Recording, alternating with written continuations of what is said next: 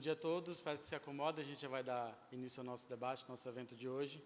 Bem-vindas, bem-vindos e bem-vindes. Eu me chamo Dimas Novaes, sou jornalista, roteirista e pesquisador. Atuo desde 2014 na Globo e é uma honra para mim mediar esse papo aqui de hoje com vocês. Agradeço o convite da Unic Rio, da ONU aqui do Rio. É realmente um prazer estar aqui hoje, neste lugar, falando desse assunto com vocês. O evento é organizado pelo Centro de Informação da ONU para o Brasil, Unic Rio, em parceria com o Museu da História e da Cultura Afro-Brasileira, o MUCAB, e outras agências da ONU no Brasil. Essa realização marca o Dia Internacional à memória das vítimas da escravidão e do comércio transatlântico de pessoas escravizadas, lembrado sempre no dia 25 de março. A data foi designada pela ONU em 2008, quando a Assembleia Geral da ONU reconheceu que o comércio de pessoas escravizadas e a escravidão estavam entre as piores violações dos direitos humanos na história da humanidade, levando em conta particularmente sua escala e duração. O processo de escravização durou mais de 400 anos e cerca de 4 milhões de pessoas foram trazidas à força para o Brasil. A observância dessa data é uma oportunidade de honrarmos as pessoas que foram arrancadas de seus territórios. Serve também para nunca esquecermos as consequências da escravização, que deixou profundas marcas sociais, econômicas e culturais sentidas diariamente, especialmente pela população negra brasileira, através do racismo. Importante lembrar de algo que às vezes nos esquecemos, né? Foram 4 séculos de escravização. Importante a gente pensar nesse tempo. 4 séculos de escravização e temos menos de 1,5 século de abolição. Com tantas lacunas de direitos, é fácil afirmar que nossa liberdade ainda está a caminho. Antes de aprofundarmos nas questões desse debate, a partir de reflexões de 3 agentes de mudanças que temos a honra de receber aqui hoje, eu gostaria de me apresentar para vocês. Na verdade, a ONU pediu que eu falasse um pouquinho mais sobre mim, então eu vou fazê-lo. Eu sou jornalista formado na UFBA, uma instituição pública da Bahia, tenho muito orgulho de ser formado pela Universidade Federal da Bahia, e caminhei no jornalismo impresso e digital até entrar no audiovisual. E foi no audiovisual que eu encontrei com outros colegas de profissão, pessoas negras que queriam chacoalhar com a empresa que a gente trabalhava e que eu continuo trabalhando, que é a Globo. Juntos a gente formou algumas ideias, iniciativas, tivemos a sorte de nos encontrar com uma área da Globo chamada Valor Social, dentro da grande área de comunicação, e desenvolvemos algumas ideias, algumas campanhas online, campanhas para TV aberta e fechadas, e eles tinham já uns encontros chamados de negritudes. A gente, quando se juntou, a gente pensou em produzir um evento para celebrar as narrativas negras e tentar mexer um pouco as estruturas da empresa, de modo que se pensasse mais sobre como efetivamente a gente pode celebrar as narrativas negras e galgar passos para que novas e as próximas cheguem com mais liberdade, com mais possibilidades. E assim surgiu o Festival Negritudes Globo, do qual eu faço parte, da curadoria, e sou roteirista, da qual Catiuxa, que vai subir ao palco, também faz parte como curadora.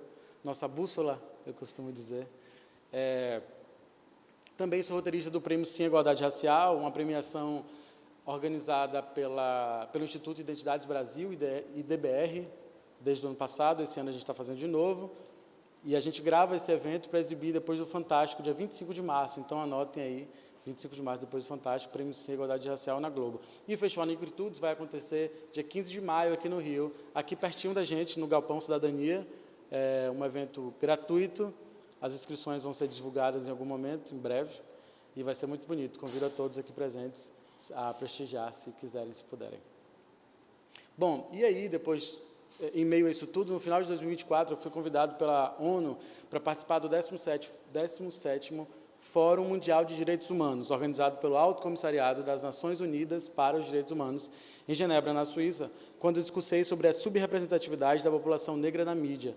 Foi um momento que mudou minha vida sobre perspectivas de vários grupos sociais que eu nem sabiam que existiam, de vários lugares do mundo, ao encontro de pessoas para desabafar e procurar alianças para cada um tentar caminhar um pouco mais junto, sem a solidão dos ativistas de direitos humanos que lá estavam, né?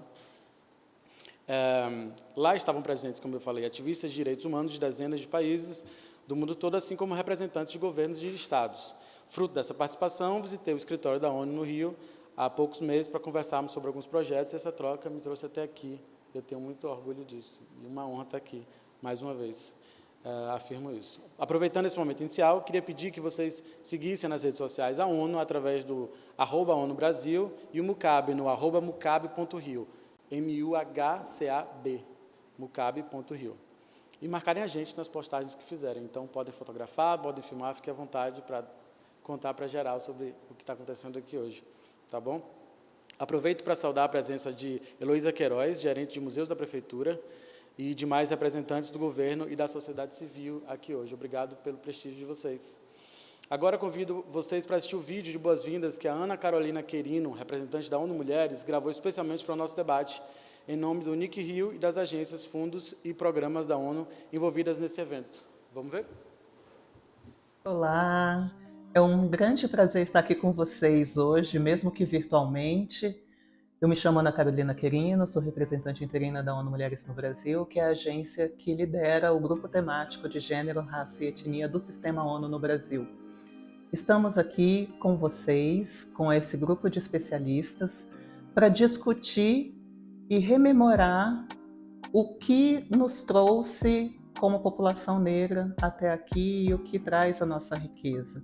A celebração do Dia Internacional pela Memória das Pessoas Escravizadas é extremamente relevante para nos mostrar de onde viemos, como viemos e o que dessa história faz com que vivamos da forma como nós vivemos hoje no Brasil, como população negra e nos outros países também da diáspora. É o dia que, tal como coloca a Década Internacional de Afrodescendentes, precisamos reconhecer, precisamos de justiça, para que possamos, a partir desse reconhecimento e da reparação implícita na justiça, chegar ao desenvolvimento dos países ao redor do mundo. Vários países, o Brasil inclusive, onde somos 56% da população, não seria o país que é, não seriam os países que são, se não fosse a contribuição das populações negras. Precisamos reconhecer, valorizar e, com esse reconhecimento, valorização, não retomar as mazelas que nos fazem com que sejamos a base da população em relação aos indicadores socioeconômicos, mas sim que possamos expressar a nossa riqueza, expressar o nosso talento e ter o reconhecimento das contribuições que trazemos para a cultura e para os nossos países. Desejo um ótimo evento para todo mundo e até breve. Bom, a Ana falou de um aspecto muito importante aqui para a gente pensar hoje, né?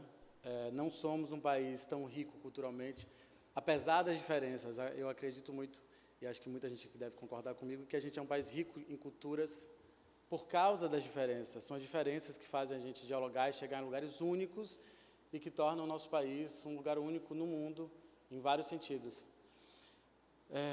E esse evento aqui hoje também é sobre isso, é sobre ressaltar essas diferenças enquanto força, enquanto fortaleza da gente. Esse nosso evento pretende contribuir para a redução da desinformação sobre a cultura afro-brasileira e, como consequência, para a redução das narrativas racistas. É hora de receber, então, 3 mulheres inspiradoras em nosso palco, mas inicialmente uma de cada vez. Só depois faremos a nossa roda de conversa, tá bom? Como o nome do nosso evento diz, o encontro de hoje é para conversarmos sobre a importância de reconhecermos o passado, repararmos o presente para conseguirmos caminhar para um futuro digno e justo. Para falar do que aconteceu antes de nós, eu chamo aqui uma educadora, escritora e contadora de histórias com experiência em relatos étnico-raciais, literatura infanto-juvenil e contação de histórias de inspiração griot. Ela é especialista em práticas antirracistas, desenvolvimento comunitário e geração de renda, autora de 6 livros e atual diretora-presidente do Museu de História e Cultura Afro-Brasileira, MUCAB, onde estamos aqui agora. Para iniciarmos nossa rota de aprendizado, convido ao nosso palco para falar de nosso passado, Sinara Rubia. Por favor.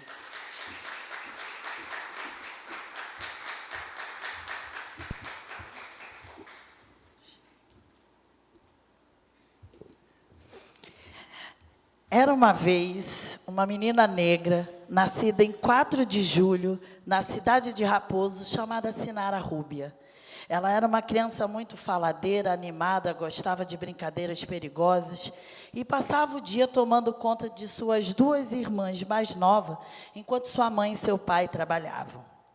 Embora aparentasse alegria, Sinara carregava uma tristeza profunda. pois ela aprendeu numa igreja em que seus familiares frequentavam que as pessoas nascidas de sua cor ou eram descendentes de Caim, o irmão invejoso de Abel, ou de Cã, o filho que Noé amaldiçoou, estendendo a praga para toda a sua geração. A autoestima da menina era muito baixa, porque ela aprendeu essa história e ela acreditou nessa história. Um dia, Sinara abriu um livro. Durante a leitura, uma senhora preta, de olhar profundo e misterioso, de voz doce e suave, chamada Senhora Sabedoria, pulou de dentro do livro, colocou-se à frente da menina e começou a conversar com ela. Sinara ficou muito assustada, mas ouviu atentamente a cada palavra daquela senhora que lhe falou durante um longo tempo. Dentre os muitos ensinamentos, a Senhora Sabedoria disse para Sinara que se ela quisesse se libertar daquela tristeza de uma vez por todas, ela deveria procurar o Senhor Conhecimento, porque ela faria grandes descobertas. E o tempo passou, e Sinara gerou uma linda filha da cor da noite, chamada Sara. Um dia, quando ela olhava ternamente para sua pequena, entendeu que deveria seguir o conselho daquela senhora, que nunca saíra de sua mente, para que a vida dela e de Sara fosse diferente. Então, depois de uma longa viagem e muita procura, Sinara conseguiu acessar o Senhor Conhecimento. Ele lhe abriu um gigante livro mágico chamado Griot, que irradiava de dentro dele uma forte luz parecida com os raios do sol. Griot contou para Sinara histórias dos povos ancestrais dos seres humanos, histórias de guerras, lutas e vitórias, de reis, rainhas, guerreiros e guerreiras, histórias que mudaram o rumo da humanidade. Contou também histórias de amor, esperança, fé e muita superação. A vida de Sinara, a partir desse encontro, nunca mais foi a mesma. Mas ela não sabia muito bem como todo aquele conhecimento poderia transformar a sua vida, a vida de sua filha. Até que um dia, quando Sinara caminhava numa vasta floresta profunda, ela encontrou uma mulher toda sorridente e esvoaçante, chamada Dona Inteligência. A Dona Inteligência olhava dentro dos olhos de Sinara e a fazia enxergar várias linhas entrelaçadas que permitia Sinara fazer toda a conexão das histórias que vira em Griot, interligadas com a sua própria vida, e tudo passou a fazer sentido.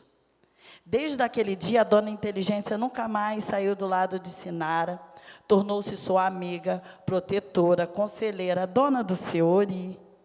E até hoje, todas as vezes que Sinara precisa entender alguma coisa da vida, ela se vira para o seu lado esquerdo e mira dentro dos olhos da Dona Inteligência.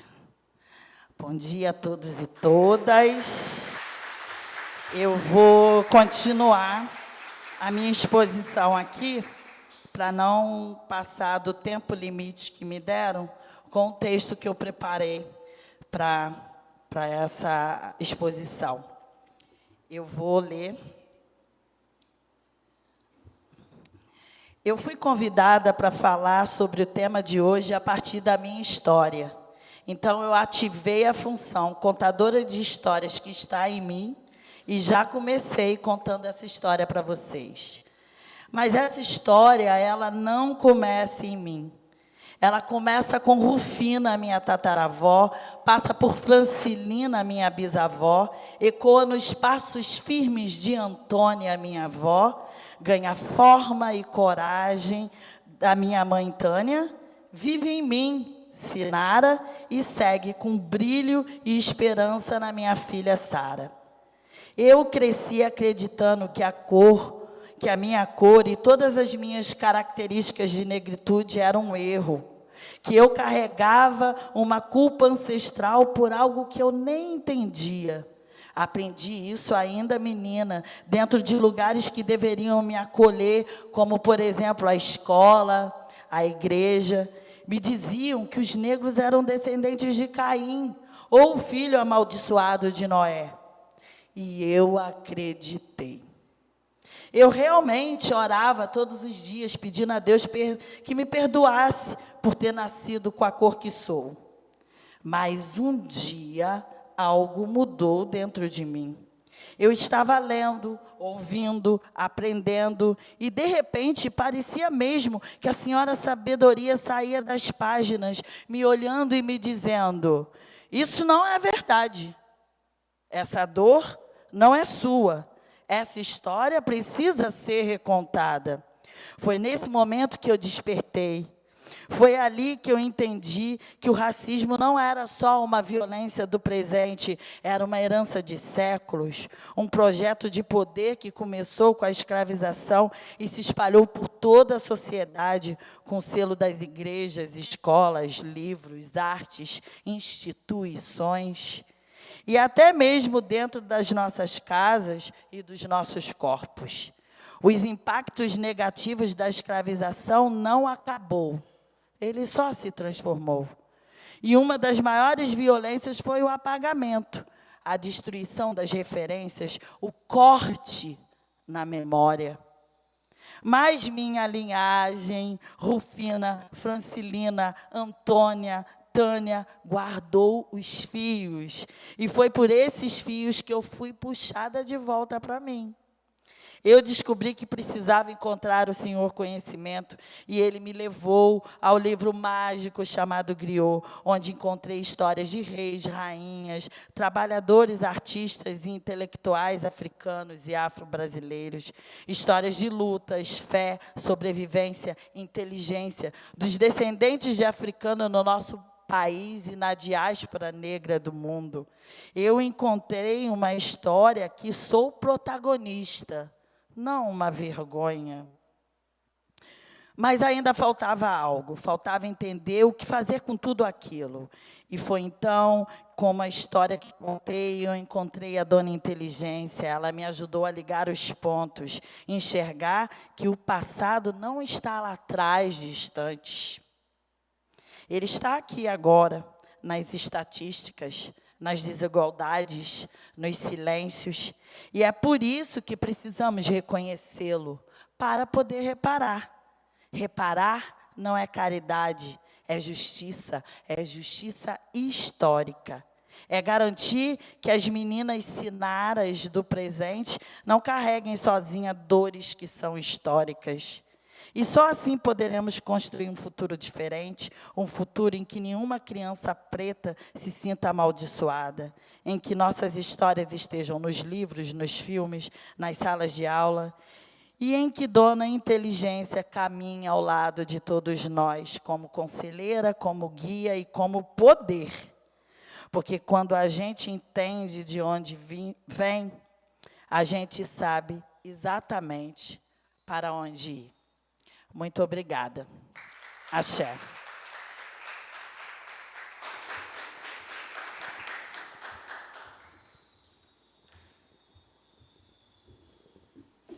Obrigado, Sinara. Tenho a impressão que essa menina aprendeu direitinho sobre, né, com a senhora sabedoria, o senhor conhecimento e a senhora inteligência. Obrigado por compartilhar essa história com a gente. E para caminharmos na linha do tempo que a gente organizou aqui hoje, vamos ouvir agora sobre ele, o nosso presente. Passo a palavra para uma potente comunicóloga, palestrante, consultora de diversidade, equidade e inclusão, raça e gênero, negritudes e empreendedorismo negro. Ela também é cofundadora da Pretaria.org, idealizadora e coordenadora do projeto Afroteca, no Colégio São Vicente de Paulo, e uma das lideranças e curadoras do Festival Negritudes Globo. Peço que suba ao palco, Catiuxa Vatuzzi.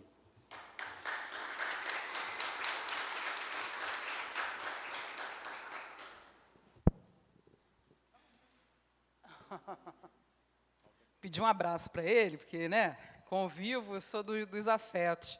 Bom dia, minha gente. Bom dia para quem é de bom dia, boa tarde para quem é de boa tarde, boa noite para quem é de boa noite. Licença aos nossos ancestrais, aos seus ancestrais, aos meus ancestrais.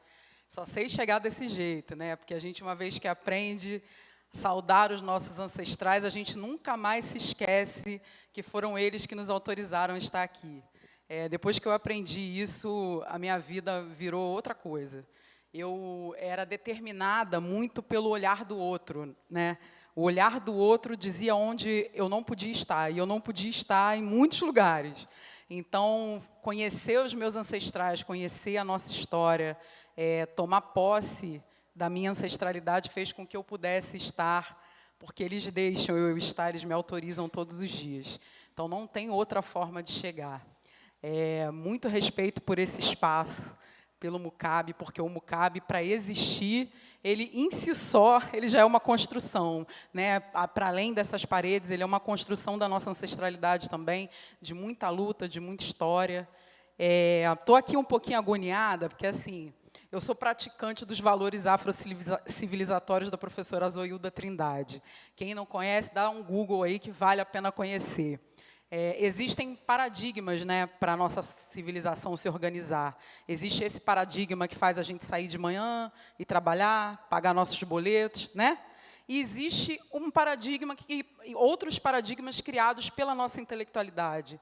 Felizmente, a gente vem cada dia mais conseguindo ter acesso a essas mulheres pretas, sobretudo, que também pensaram modelos de sociedade, modelos de organizar a gente socialmente, né? E a professora Zoilda é uma dessas mulheres. E aí eu falei que eu estava agoniada. Por que eu estou agoniada? Porque, como praticante dos valores afrocivilizatórios da professora Zoilda, minha vontade agora é tirar o sapato. Mas eu não vou tirar, porque, né, para não bagunçar o negócio, eu não vou tirar, não. Vou ficar calçadinha aqui. Hã? Tira. Então, aí eu vou ficar mais à vontade. É isso, não é isso, irmã? É isso, axé, dá licença. Porque, assim, a professora Zoilda vai dizer que valor... a diferença... Aqui! Oh, meu Deus! Oh, cheguei nesse chão agora, pedi licença e estou pisando nele. A professora Zoilda vai dizer que a gente né, a gente se organiza socialmente também a partir do corpo, né? Mas não é esse corpo vazio, é esse corpo que sente, é esse corpo que cria, é esse corpo que está aqui, presente nesse momento, né? Então, o meu corpo está aqui, ele chegou, ele está presente, está vivo. A professora Zoilda também vai falar que a gente pode organizar a sociedade a partir da música. O ritmo do tambor é uma forma de organização social. É uma forma de dizer... pedir licença, é uma forma de acalmar, é uma forma de parar o tempo, né, para entrar nesse tempo ancestral. A música é tudo isso, né? É aquele momento que a gente relaxa, mas é também o momento que a gente vai trabalhar, que a gente vai criar. A música acompanha a gente em todos os momentos da vida, e essa também é uma forma de organização social. Mas, puxando a história para mim aqui, né, e para a minha contribuição, Vou falar aqui algumas coisas sobre mim, e muito num lugar de só me posicionar nesse mundo, né? Porque eu ouvi a dona Conceição falou outro dia desse num podcast, ela falou assim, é muita presunção a gente falar da gente. Aí depois disso eu fiquei com mais vergonha de falar de mim, né? Eu falei, oxe, se a dona Conceição está dizendo que é presunção ela falar dela, eu tenho que baixar minha bola. Mas eu vou aqui falar desse lugar, né? Que lugar eu falo? Eu falo como uma mulher negra, de pele clara. Importante, quando eu falo isso, eu dou presença a minhas irmãs de pele retinta, de pele mais escura que a minha, que carregam outros traços, né? E aí eu sou uma mulher cisgênero, sou uma mulher heterossexual, sudestina do Rio de Janeiro, 44 anos, espiritualizada por religiões de matriz africana e oriental, faço uma misturadazinha, sabe? Que a minha bisavó fazia essa misturada e eu faço essa misturada também. Essa misturadinha bem brasileira. Uma hora está com santo, ô Maria, pelo amor de Deus, me ajuda aqui num negócio. Outra hora está no orixá, né? Outra hora está no terço e outra hora está lá nos búzios. Então, eu faço essa mistura com muito respeito, né? E uma mistura muito afetuosa e que se encontra com as mulheres que me conduziram até aqui.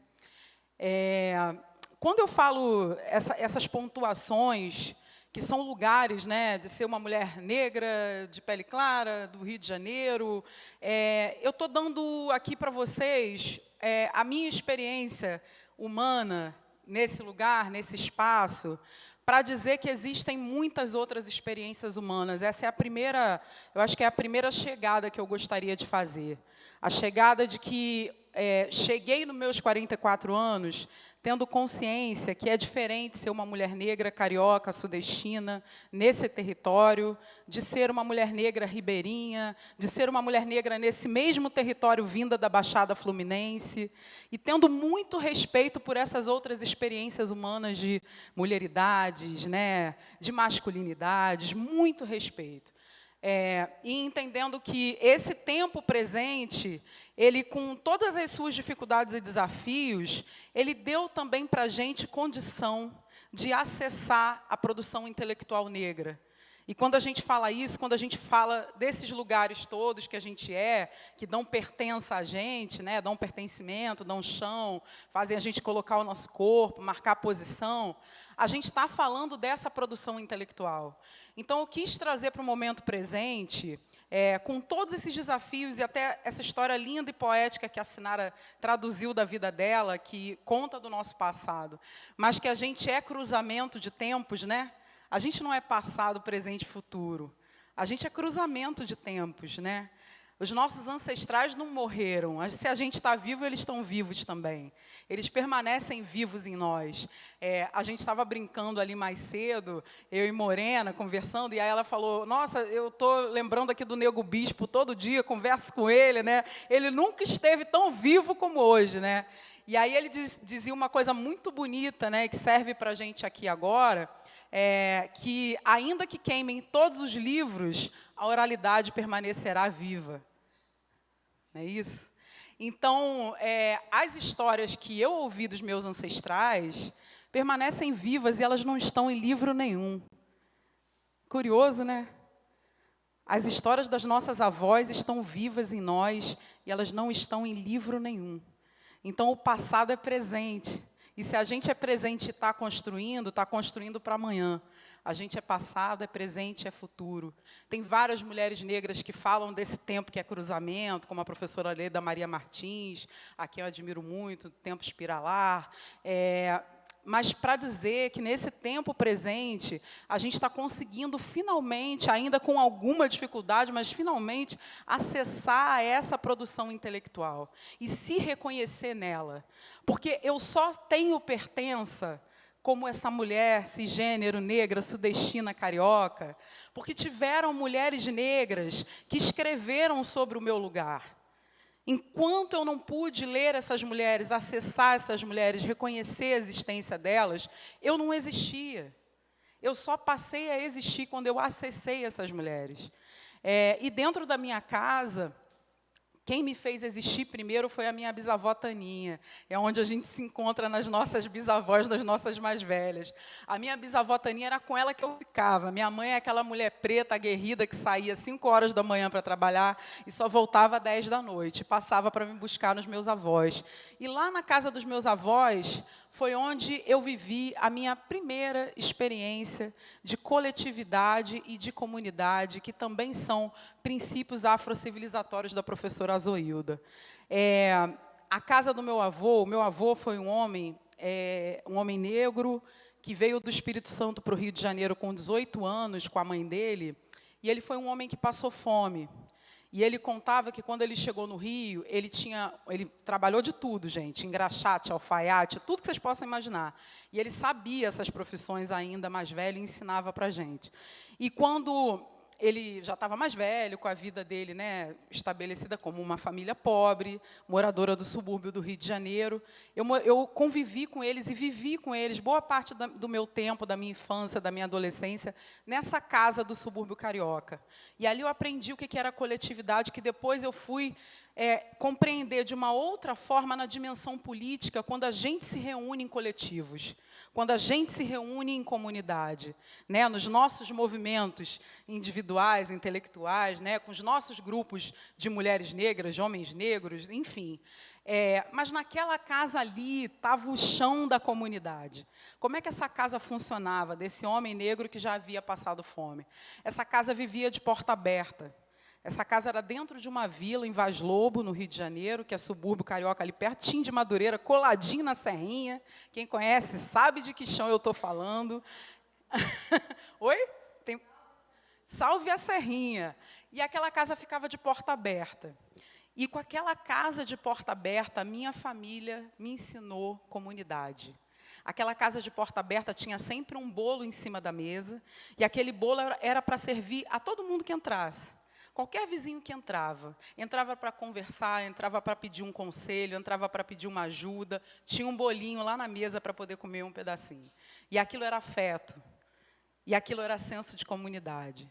E dali eu fui entendendo, gente, quando eu cresci, eu acessei a academia, eu fui entender o que era coletivo, que a gente só podia existir em coletivo, que essa é uma frase que a gente ouve falar muito, né? A gente só existe em coletivo. Eu aprendi naquela casa, porque ele passou fome. E a fome era uma conversa da nossa família. Era uma conversa da nossa família porque ela podia voltar. Ela era um medo dele constante. Então, na segunda-feira, ele jejuava o dia todo. A gente acompanhava aquilo e ficava olhando. Eu tinha muito... Aquilo, para mim, era um lugar de encanto. O meu avô é um homem que jejua, que ele passava um dia inteiro, porque isso não era comum. Então, aquilo, como criança, aquilo me chamava muita atenção.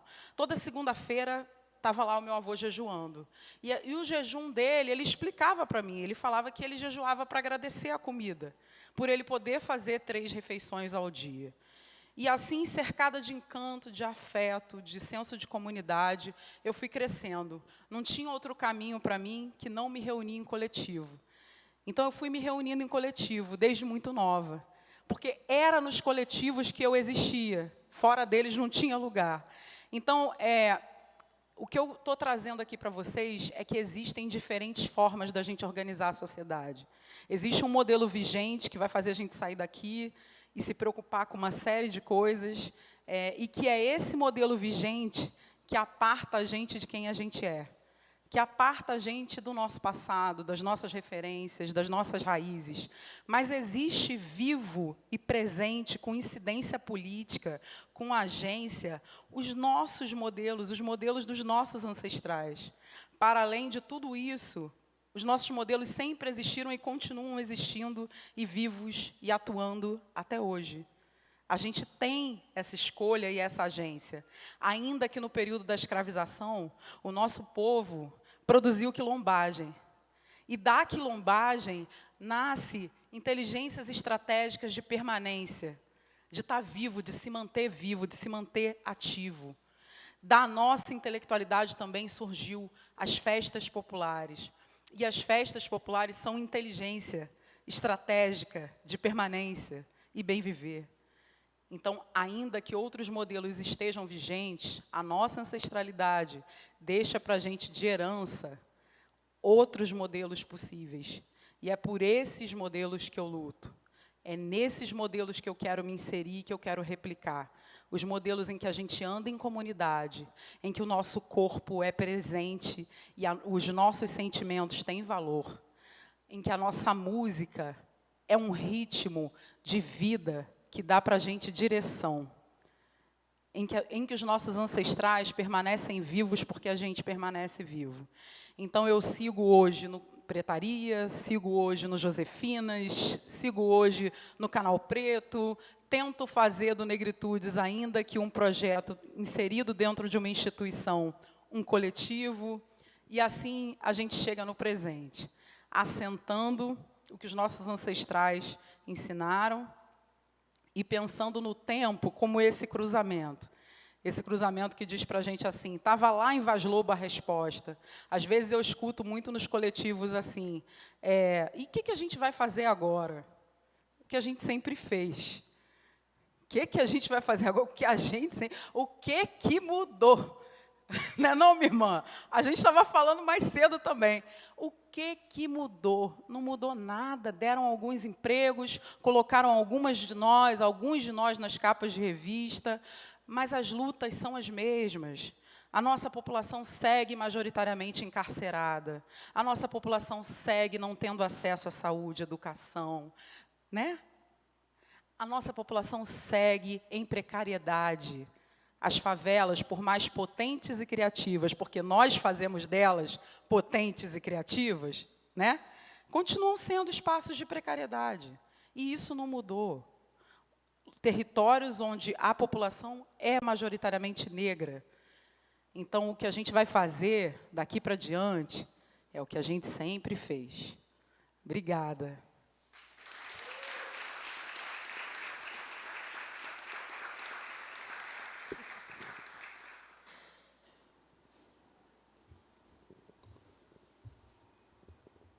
Vocês conseguem entender muito bem, eu acho, agora, por que eu chamo ela de bússola, né?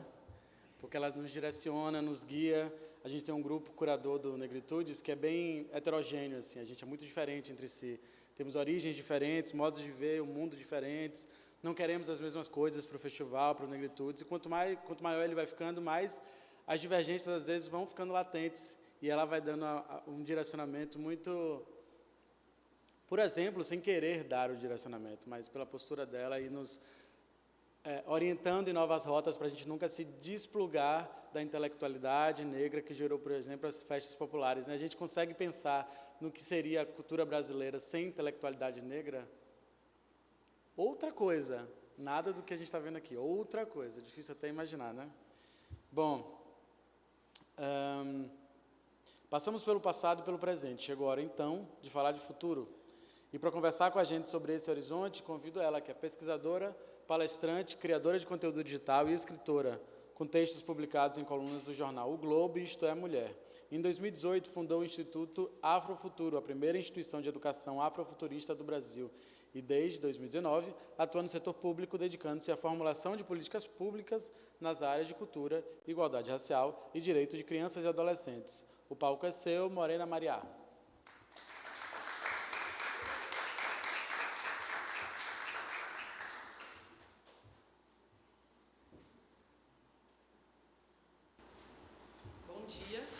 Vocês me ouvem bem, gente? Que eu não me ouço, mas tudo bem. Para começar, eu queria primeiro agradecer pela oportunidade de pisar nesse palco, pela oportunidade de estar ao lado de pessoas que eu admiro tanto, e dizer que estar aqui hoje, aqui nesse lugar, nesse território, nesse equipamento público, né, que é o MUCAB, é uma honra sem tamanho, né, porque esse espaço, como a Catiúcia trouxe, é um espaço que foi levantado pelos nossos braços, pela nossa vontade, e ainda é tocado brilhantemente por Sinara, que faz um trabalho brilhante à frente desse lugar. Então, queria muito agradecer pelo convite, à ONU e também aos meus companheiros de hoje, e a vocês que estão aqui e vieram a brilhantar esse dia e nos brindar também com a possibilidade dessa troca. Então, primeiro, agradecer. E dizer que eu achei esse convite muito curioso, porque, em geral, quando as pessoas chamam a gente para falar, é sempre sobre um assunto ou sobre uma teoria. E eu achei muito curioso vocês terem nos chamado para falar desse assunto, mas através da nossa trajetória pessoal. Eu achei muito bonito, muito generoso, e isso acaba que é um hábito meu. Eu não sei falar do mundo sem falar do chão que eu piso com meus pés, né? Do corpo que eu recebi para estar aqui, para viver esse tempo. Então, essa já é uma prática minha, mas eu achei muito interessante que essa fosse a nossa abordagem hoje. Então, queria dizer que fiquei feliz quando recebi esse convite. E aí, queria abrir assim, essa reflexão aqui nossa com essa frase do professor Muniz Sodré, que diz que origem é destino, porque essa frase me inspirou muito quando eu estava enfrentando o desafio de escrever sobre o meu trabalho, que era uma coisa difícil para mim, apesar de eu escrever como profissão.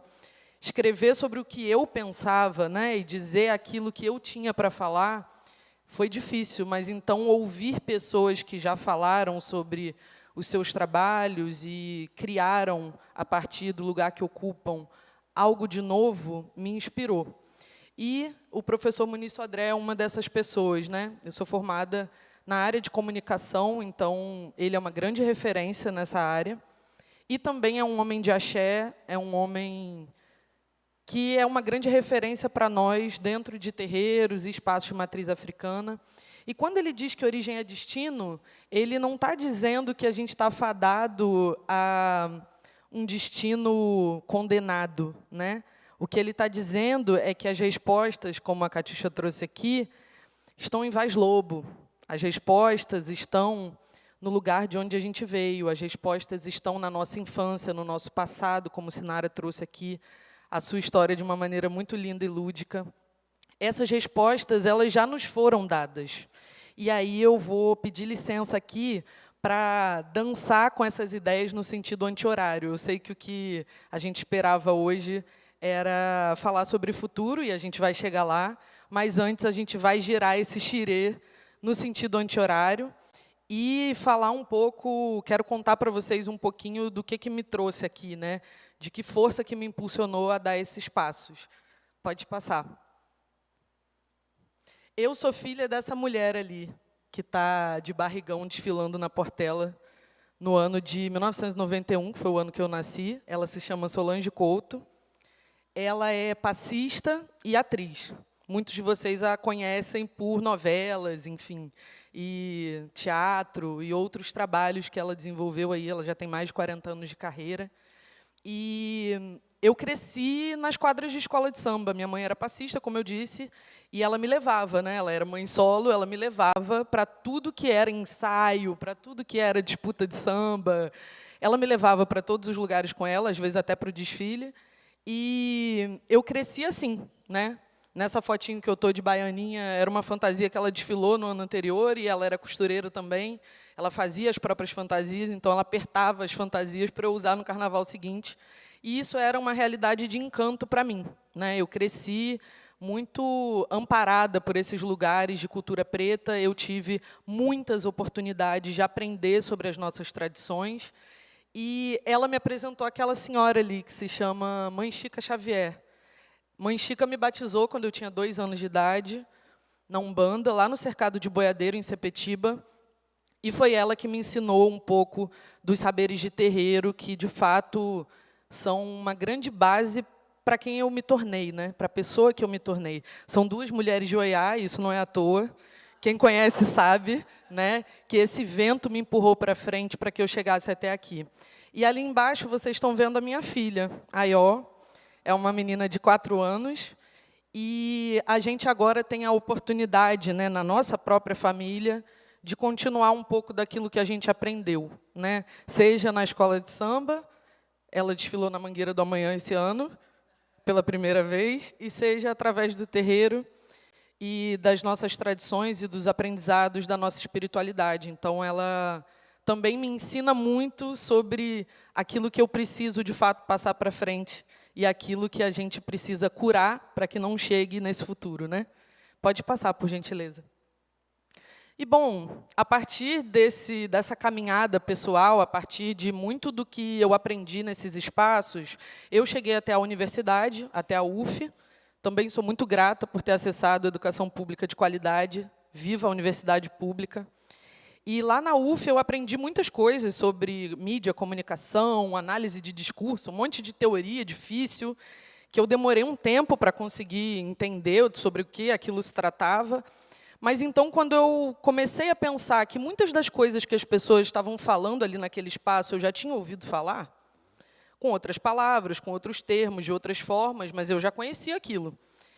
Eu, em 2018, criei o Afrofuturo, que era um projeto social que começou assim como um hobby de reunir as pessoas para falar daquilo que a gente curtia, das nossas nerdices, e, aos poucos, foi tomando um corpo próprio. E foi virando esse trabalho que tem se tornado um grande propósito de vida, tem se tornado, através da educação, através dessa ideia do afrofuturismo, desse movimento que é o afrofuturismo, como a gente fala de todos esses assuntos de ancestralidade, temporalidade, como a gente fala da nossa responsabilidade como ancestrais, e de como a gente chega nesse futuro da maneira como os nossos ancestrais imaginaram, ou até muito mais longe do que eles puderam imaginar.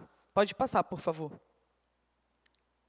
E aí, bom, eu chego, então, ao começo ou ao final, né? Como diria nosso mestre Nego Bispo, nós somos começo, meio e começo, então, não sei se isso é o começo ou se é o final de uma fase, mas eu cheguei a essa ideia, né? O afrofuturismo, ele surge na década de 90 nos Estados Unidos como um conceito, e nos últimos 25 anos aí ele tomou um outro corpo. Ele sai dos Estados Unidos, toma o mundo como um movimento global, cultural, que vai se infiltrando, assim, que nem uma plantinha, sabe? Foi se infiltrando na ciência, na academia, mas também nas artes visuais, e por que não na educação? Esse foi a minha aposta, né? Essa foi a minha predição, digamos assim. E eu quis que essa semente nascesse dentro da educação, porque a educação mudou a minha vida, assim como esses espaços e o terreiro e as escolas de samba me trouxeram até aqui. A educação, que foi uma coisa que, apesar das oportunidades de trabalho terem chegado na minha família antes de mim, o estudo não chegou, né? Os meus familiares não tinham nem o ensino médio. Então, eu fui a primeira pessoa a entrar na universidade pública, na universidade, né? E quem dirá na universidade pública. E a educação, de fato, transformou a minha vida. E aí eu comecei a pensar sobre afrofuturismo, o que ele quer dizer no contexto brasileiro. Quando o afrofuturismo surge na década de 90, ele fala de um movimento muito mais antigo, que é um movimento que vem lá da década de 1920 nos Estados Unidos, do que as pessoas costumam chamar de movimentos especulativos negros. E aí eu fiquei pensando, aqui no Brasil estava acontecendo o quê na década de 20? Estava surgindo as escolas de samba. Também os terreiros, o candomblé, né, o batuque, deixou de ser proibido, mais ou menos, ali nessa fase, na década de 20, 30. Então, além disso, a gente teve um movimento modernista, que muita gente não sabe, mas é um movimento também protagonizado por pessoas negras. Então, o que estava acontecendo no Brasil que se identifica de uma certa forma? É como se fosse uma linha do tempo paralela, né, acontecendo aqui no nosso território. E aí eu fui ali buscando entender de que forma essa construção de futuros acontece, né, no nosso país. E aí, a partir dessa experiência do terreiro, da escola de samba, de tudo que eu aprendi, eu criei essa estrutura, digamos assim, de um afrofuturismo brasileiro. E aí, o que tem dentro dessa panela, né? Tem espiritualidade, porque a nossa forma de fazer é muito baseada nos nossos princípios ancestrais. Tem também a nossa luta por liberdade, que nunca acabou, não acabou em 1888. Né? A gente ainda luta muito pela nossa liberdade.